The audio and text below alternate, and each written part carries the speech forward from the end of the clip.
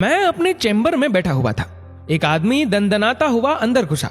हाथ में कागजों का बंडल, धूप में काला हुआ चेहरा, बड़ी हुई दाढ़ी, सफेद कपड़े जिनमें पाइचों के पास मिट्टी लगी थी। उसने कहा, उसके पूरे फ्लैट पर स्टे लगाना है। बताइए क्या क्या कागज और चाहिए, क्या लगेगा खर्चा। मैंने उन्हें बैठने का कहा। रग्गू पानी दे इधर, मैंने आवाज लगाई। वो कुर्सी पर बैठे। उनके सारे कागजात मैंने देखे, उनसे सारी जानकारी ली। आधा पौना घंटा गुजर गया। मैं इन कागजों को देख लेता हूं, आपकी केस पर विचार करेंगे। आप ऐसा कीजिए बाबा, शनिवार को मिलिए मुझसे। 4 दिन बाद वो फिर से आई, वैसे ही कपड़े, बहुत डेस्परेट लग रहे थे। अपने भाई पर गुस्सा थे बहुत। मैंने उन्हें बैठने का कहा, वो बैठे। ऑफिस में अजीब सी खामोशी गूंज रही थी। मैंने बात की शुरुआत की। बाबा, मैंने आपके सारे पेपर्स देख लिए। आप दोनों भाई, एक बहन, माँ बाप बचपन में ही गुजर गए। आप 9वीं पास, छोटा भाई इंजीनियर। आपने कहा कि छोटे भाई की पढ़ाई के लिए आपने स्कूल छोड़ा, लोगों के खेतों में दिहाड़ी पर काम किया। कभी अंग भर कपड़ा और पेट भर खाना आपको मिला नहीं, पर भाई के पढ़ाई के लिए पैसा कम नहीं होने दिया। एक बार खेलते खेलते भाई पर किसी बैल ने सिंग घुसा दिया। लहू लुहान हो गया आपका भाई। फिर आप उसे कंधे पर उठाकर 5 किलोमीटर दूर अस्पताल ले गए। सही देखा जाए तो आपकी उम्र भी नहीं थी ये समझने की, पर भाई में जान बसी थी आपकी। माँ बाप के बाद मैं ही इनका माँ बाप, ये भावना थी आपके मन में। फिर आपका भाई इंजीनियरिंग में अच्छे कॉलेज में एडमिशन ले पाया। आपका दिल खुशी से भरा हुआ था। फिर आपने कड़ी मेहनत की। 80,000 की सालाना फीस भरने के लिए आपने रात दिन एक कर दिया। बीवी के गहने गिरवी रख के, कभी साहूकार से पैसा लेकर आपने उसकी हर जरूरत पूरी की। फिर अचानक उसे किडनी की तकलीफ शुरू हो गई। डॉक्टर ने किडनी ट्रांसप्लांट का कहा। आपने अगले पल अपनी किडनी उसे दे दी। कहा, कल तुझे अफसर बनना है, नौकरी करनी है, कहां कहां घूमेगा बीमार शरीर लेके, मुझे गांव में ही रहना है, एक किडनी भी बस है मुझे। ये कहकर किडनी दे दी उसे।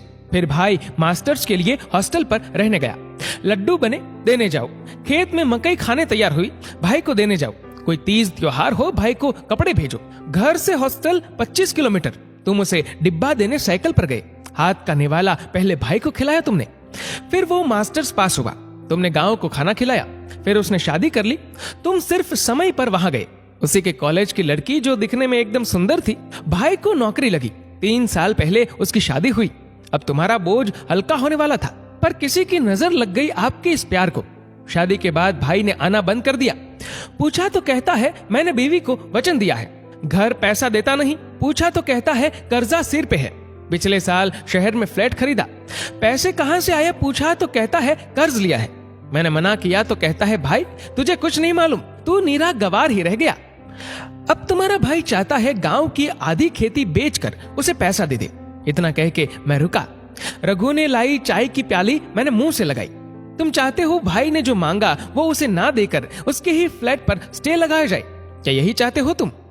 वो तुरंत बोला, हाँ। मैंने कहा हम स्टे ले सकते हैं, भाई की प्रॉपर्टी में हिस्सा भी मांग सकते हैं, पर तुमने उसके लिए जो खून पसीना एक किया है वो नहीं मिलेगा। तुम्हारी दी हुई किडनी वापस नहीं मिलेगी।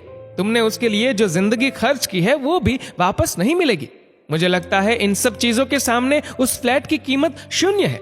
भाई की नीयत फिर गई, वो अपने रास्ते चला गया। अब तुम भी उसी कृतज्ञ सड़क पर मत जाना। वो भिखारी निकला, तुम दिलदार थे, दिलदार ही रहो। तुम्हारा हाथ ऊपर था, ऊपर ही रखो। कोर्ट कचेरी करने की बजाय बच्चों को पढ़ाओ लिखाओ।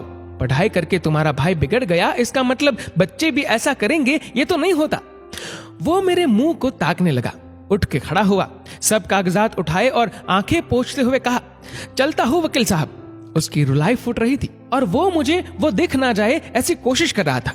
इस बात को अरसा गुजर गया। कल वो अचानक मेरे ऑफिस में आया। कलमों में सफेदी झांक रही थी उसके। साथ में एक नौजवान था, हाथ में थैली। मैंने कहा, बाबा बैठो। उसने कहा, बैठने नहीं आया वकील साहब, मिठाई खिलाने आया हूं। ये मेरा बेटा बेंगलोर रहता है, कल आया गांव। अब 3 मंजिला मकान बना लिया है वहां। थोड़ी थोड़ी करके 10-12 एकड़ खेती खरीद ली। अब मैं उसके चेहरे से टपकती हुई खुशी को महसूस कर रहा था। वकील साहब, आपने मुझे कहा कोर्ट कचेरी के चक्कर में मत लगो। गांव में सब लोग मुझे भाई के खिलाफ उकसा रहे थे। मैंने उनकी नहीं, आपकी बात सुन ली। मैंने अपने बच्चों को लाइन से लगाया और भाई के पीछे अपनी जिंदगी बर्बाद नहीं होने दी। कल भाई भी आकर पांव छू के गया, माफ कर दे मुझे, ऐसा कह गया। मेरे हाथ का पेड़ा हाथ में ही रह गया। मेरे आंसू टपक ही गए आखिर। यदि गुस्से को योग्य दिशा में मोड़ा जाए तो पछताने की जरूरत ही ना पड़े कभी।